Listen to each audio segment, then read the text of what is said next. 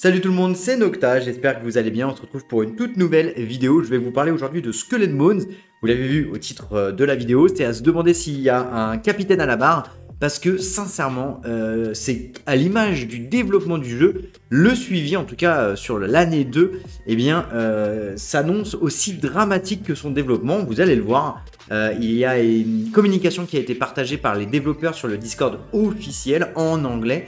Je m'en vais vous donner quelques points importants. Ce sera une vidéo très rapide, hein. D'ailleurs, je l'en profite pour vous remercier sur la chaîne principale Nocta JV. Vous êtes plus de 22 700. Ça y est, le cap a été franchi. Pour des tests, des avant-premières, etc., n'hésitez pas à vous abonner là-bas. Et puis, vous avez cette chaîne des let's play et du suivi de vos jeux favoris. Donc là, en l'occurrence, on va parler de Skull and Bones. Il y a une prochaine vidéo qui arrive également sur Space Marine 2 pour le patch 7.0. Donc, assurez-vous d'être abonné pour ne rien manquer. Donc, c'est parti, on se lance dès maintenant sur cette année 2 qui s'annonce plutôt compliquée. Alors, un petit peu de contexte dans l'état actuel de Skull and Bones. C'est un véritable désert, hein. On est autour de 80 joueurs Steam actuellement. Sur Twitch, on parle de 1 à 2 viewers par jour. Donc, c'est un contexte très compliqué. La saison 1 de l'année 2 a été repoussée d'un mois. Donc, elle arrivera maintenant le 14 avril. On a eu très peu de communication par les équipes d'Ubisoft, je m'en suis réellement plaint. Et on a eu un événement, The Deck, que j'avais là aussi sérieusement critiqué par le manque de professionnalisme avec de l'audio sur le stream à l'arrache, des réponses, des questions qui sont à moitié répondues, 10 ou 15 minutes de retard. Bon bref, c'était vraiment fait, c'était ni fait ni à faire tout simplement, ça manquait vraiment de professionnalisme. Et vous allez le voir que ce manque de professionnalisme, on le retrouve une nouvelle fois. Je vous le dis sincèrement, j'ai plutôt peur pour l'avenir. Bref, dans ce fameux The Deck, qui à un moment, vous avez la vidéo sur la chaîne, on nous a présenté un petit peu les nouveautés, notamment sur le fait, enfin les nouveautés c'est un grand mot puisqu'il n'y a pas réellement beaucoup de nouveautés qui nous a été présentées, mais en tout cas sur les changements, ils allaient supprimer les souverains du jeu. En fonction du nombre de souverains que vous avez, vous allez obtenir une monnaie pour la nouvelle saison. C'était donc la suppression des souverains. Ils ont également annoncé la suppression des caches du chercheur d'or. Même logique. Alors ça restait plutôt à déterminer alors que les souverains, l'échelle avait été donnée. Mais bref, en fonction du nombre de caches de chercheurs d'or que vous avez en stock, vous auriez eu X points, X monnaie de la prochaine saison. Ça, c'est ce qui nous avait été communiqué il y a un mois, juste avant le report de cette nouvelle saison. Et bien là, sorti de nulle part, rétro-pédalage complet. Au final, peut-être que vous êtes comme moi, vous êtes fait un peu contre Kems. Les caches du chercheur d'or vont rester dans le jeu. Surprise. Donc moi, je les ai toutes ouvertes, donc ça, c'est fait. Deuxièmement, on continue avec les surprises. Les souverains, on va les garder. Donc ceux qui les ont dépensés, voilà, hein, vous l'avez un peu dans les miches.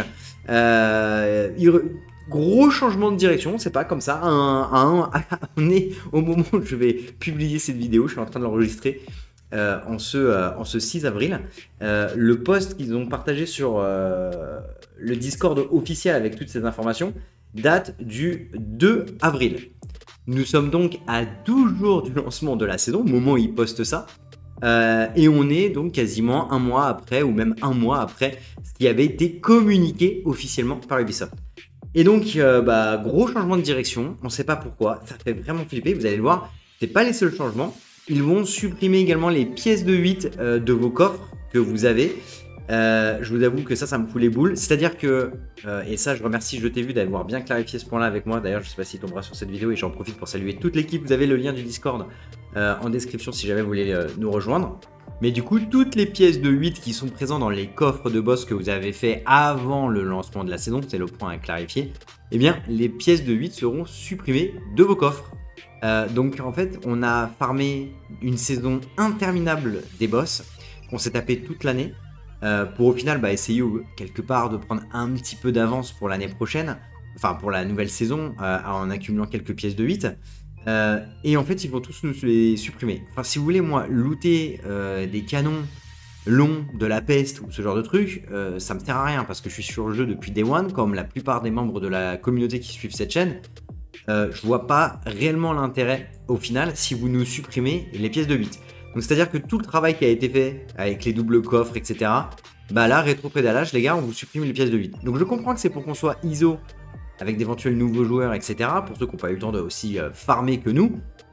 Et il y a encore des gens qui farment beaucoup plus que moi, mais quelque part, ça récompense quand même les joueurs qui farment. Je veux dire, c'est quand même le plus important. C'est un jeu multijoueur où le but, eh bien, c'est de coopérer pour battre des gros boss. Si on supprime cette récompense des gens qui, au final, font vivre le jeu, je comprends pas réellement l'intérêt de la chose. Alors certes, ils auront une avance, mais pour avoir cette avance sur la prochaine saison, bah, ils auront durement travaillé, durement joué. Et franchement, on va pas se mentir, en ce moment, Skull and Bones, c'est pas le jeu le plus populaire. Il y a plein d'autres trucs à faire, il y a plein d'autres jeux également qui sont sortis. Moi, vous le savez, c'est un jeu que j'affectionne particulièrement. Donc voilà, je suis pas en train de vous dire que je vais le désinstaller et puis jamais y retourner, mais je suis en train de questionner réellement le temps, l'investissement que je vais y mettre dans les prochaines saisons, parce que je ne me sens pas récompensé. Déjà que j'étais pas très chaud sur tout ce qui a été annoncé sur cette nouvelle saison, qui est pour moi un réel manque de contenu.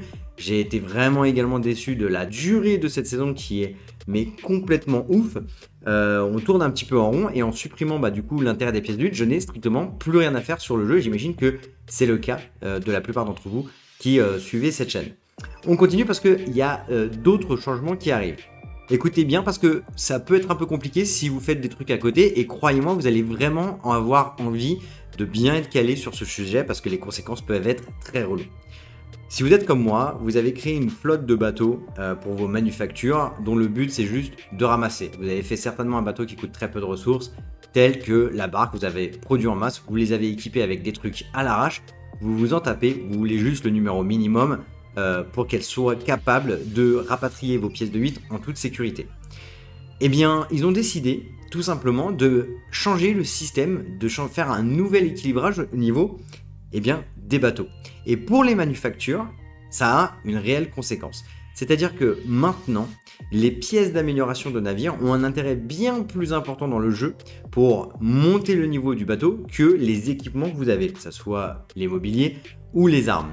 Et donc, ce qu'ils ont fait, c'est qu'ils ont introduit des niveaux minimums pour pouvoir équiper des armes. C'est-à-dire, très simplement, que si j'ai ma barque niveau 1, c'est certainement le même cas pour tous, enfin niveau 1 au niveau 5 qu'elle est de base, vous l'avez juste construite, on s'est compris, vous n'avez pas du tout amélioré auprès du charpentier votre navire. Eh bien, maintenant, vous ne pourrez plus équiper des canons épiques, par exemple, des NASCAR, etc. Tant que vous n'avez pas monté un certain niveau, vous n'avez pas dépensé suffisamment de pièces d'amélioration pour monter le niveau du navire pour équiper ses armes. Et donc ça a des conséquences, selon moi, un petit peu désastreuses sur le jeu, puisque tout simplement, vous ne pourrez plus équiper vos navires des canons dont vous n'en faites strictement rien, qui dorment dans votre entrepôt, sans pouvoir améliorer du coup le navire et pouvoir le mettre sur une manufacture. En fait, le but, et c'est ça que je déteste, c'est qu'ils ont trouvé un moyen de nous faire bosser pour une fonctionnalité qui était déjà là. C'est-à-dire que vous voulez mettre un bateau sur une manufacture, imaginons le niveau minimum est 9, eh bien vous n'allez pas pouvoir équiper les canons dont vous avez besoin pour monter votre navire neuf, il faudra utiliser des pièces d'amélioration et il faudra donc farmer. Sauf que cette fonctionnalité, en fait, il n'y a rien de nouveau, c'est pas du nouveau contenu, etc. On va juste vous demander de farmer pour un truc que vous avez eu accès déjà depuis 1 an, et franchement, je trouve ça vraiment déplorable. Alors, à noter, et c'est là aussi je veux attirer votre attention, il vous reste que quelques jours pour équiper vos navires et essayer de les monter avec les armes et les mobiliers au niveau max que vous pouvez sur votre flotte. C'est important parce que pour les anciens joueurs comme nous, qui ont déjà une flotte, les navires qui sont déjà équipés, ils ne retireront pas les armes. Et donc, le niveau de votre navire sera conservé. Donc si on prend mon exemple avec ma flotte de barques, mes barques, imaginons, sont toutes niveau 12, alors que je ne les ai pas améliorées une seule fois avec des pièces d'amélioration, grâce à leur équipement, eh bien, le lancement de la saison fera que les armes seront toujours équipées, mes barques seront toujours niveau 12. Par contre, si je déséquipe une arme sur ma barque, là je suis foutu. Je ne pourrai pas rééquiper la même arme ou une arme de niveau similaire. Il faudra obligatoirement que je l'améliore. Donc là, dès maintenant, si vous avez prévu de continuer à jouer à Skull and Bones, eh bien, prévoyez d'équiper vos bateaux avec le meilleur équipement possible dont vous ne pensez absolument pas avoir besoin. Il y a des armes qu'on sait qu'on ne va pas du tout équiper. Essayez d'avoir une flotte assez, on va dire, hétérogène au niveau de ces différents niveaux et d'équipements, avec de l'équipement dont vous n'aurez pas besoin. Je sais que ça ne va pas être simple, mais voilà un petit peu la situation dans laquelle on se trouve. Le point suivant, Je vais le critiquer, mais je vais y mettre un petit peu des pincettes parce qu'il y a des trucs un petit peu que j'assume. J'ai pas pu jouer à cette version du jeu. Et donc, je ne sais pas si ça va dans le bon sens ou pas, mais j'ai l'impression qu'il prépare Skull and Bones pour être un jeu solo, entre guillemets, parce que le jeu n'est plus populaire.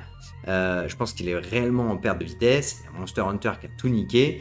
Il n'y a pas que Monster Hunter, il y a Space Marine 2 qui a pareil, qui a fait des chiffres de ouf. Il y a Schedule 1 dont je vous ai parlé sur la chaîne principale à 2 reprises, qui a plus de 60 000 avis critiques Steam, un jeu indépendant qui a tout ravagé.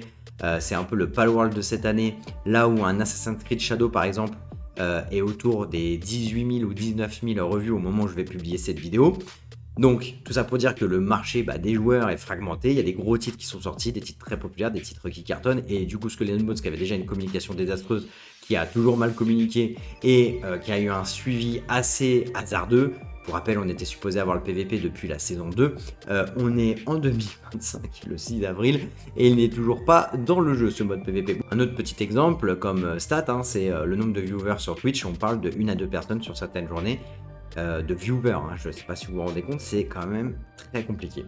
Donc ce qu'ils vont apporter, c'est là où je vous demande votre avis, vous me dites ce que vous en pensez, si vous pensez que ça va dans cette direction, etc.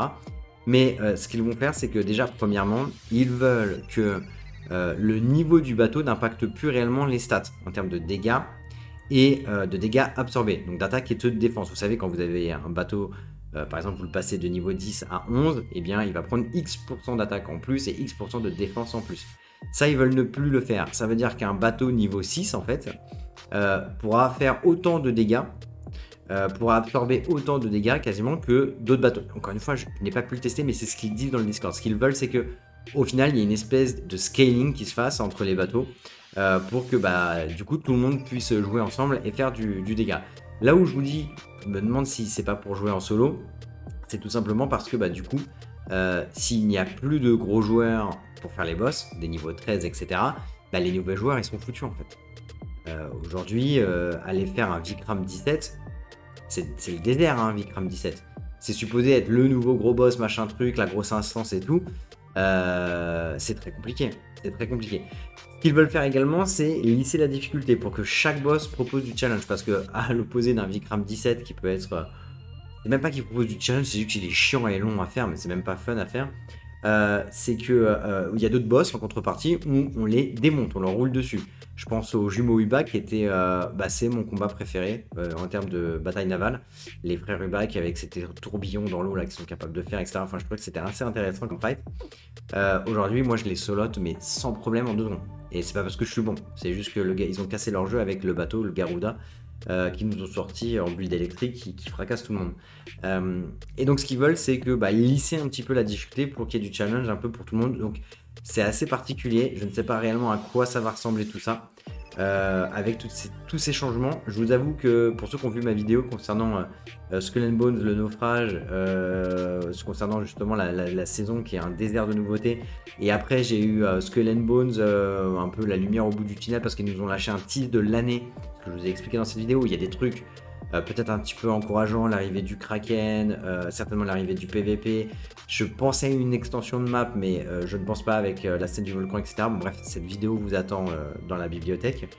Mais tout ça pour vous dire en gros que là, je suis réellement très inquiet de tous ces changements de direction. J'espérais plutôt qu'ils décalent d'un mois parce qu'ils voulaient nous pondre le PVP Day One, ce qui n'était pas prévu pour le lancement de la nouvelle saison à cause du manque de contenu.